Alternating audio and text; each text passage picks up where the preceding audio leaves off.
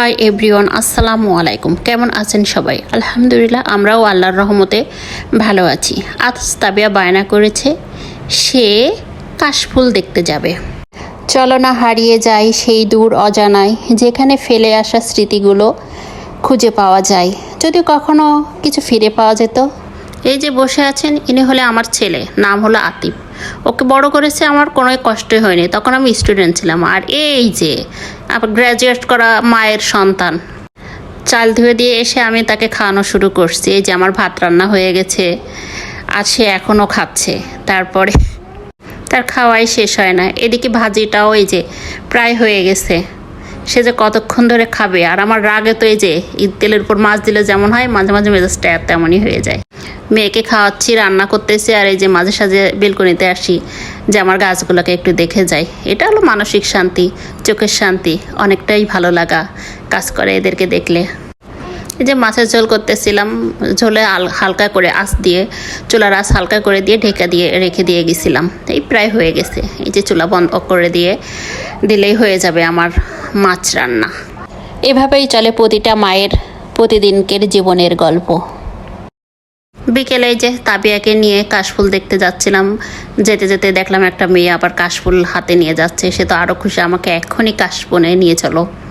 এখানকার কাশফুল গাছগুলো অনেক বড় বড়। তাবিয়া ছাগল দেখে ভয়ে দৌড় দিয়ে আসছে, ওকে দড়ি দিয়ে বাঁধা আছে, অত দূর আসতে পারতেছে না।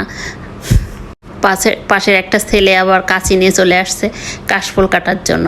যে কি সুন্দর করে বড় বড় গাছে তো নোয়াই ফেলছে। আমি তাবিয়াকে কিছু ফুল হাতে ছিঁড়ে দিয়েছি, সে সেগুলো নিয়ে ঘোরাঘুরি শুরু করে দিছে। যারা প্রকৃতিকে ভালোবাসে তাদের মন প্রকৃতির মতোই সুন্দর হয়। প্রকৃতির আসল সৌন্দর্য দেখতে হলে আপনাকে প্রকৃতির মাঝেই হারিয়ে যেতে হবে। প্রকৃতির একটা নিজস্ব সৌন্দর্য আসছে, সেটা দেখতে হলে আপনাকে প্রকৃতির সাথেই মিশে যেতে হবে। প্রকৃতির মাঝে হারিয়ে যান আর নিজেকে খুঁজে ফেরেন প্রতিটা পদক্ষেপে। আমার হাতে কাশফুলগুলো দেখে ও মনে করছে ওর জন্য খাবার নিয়ে আসছি, তাই ও এগিয়ে আসছিল আমার কাছে।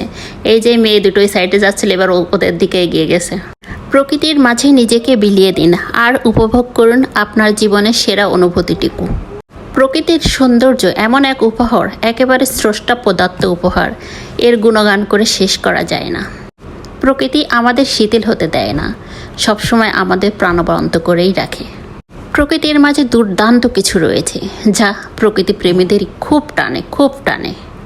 কিছু কিছু সৌন্দর্য আছে, সেগুলো দূর থেকেই দেখতে হয়, কাছে গেলে মনে হয় সৌন্দর্য কমে যেতে পারে।